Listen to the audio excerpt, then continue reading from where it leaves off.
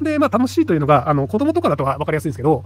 夕焼けチャイムが5時、6時になるまで、ひたすらこう遊んでましたとかで、気がついたら5時とか6時になってチャイムが鳴って家帰るって言うんですけど、で、じゃあ家帰って5時、6時まで何してたかっていうのを家に親に聞かれた時に、その何してたか全然覚えてなかったりするんですよね。まあなんか友達と遊んでた。でも別になんか、その鬼ごっこが超絶楽しいことかって言われると、別になんか、ただ走ってただけだよね、みたいなので、でも何か集中して時間が過ぎると楽しかったという、そのなんか、その感覚が残るんですよね。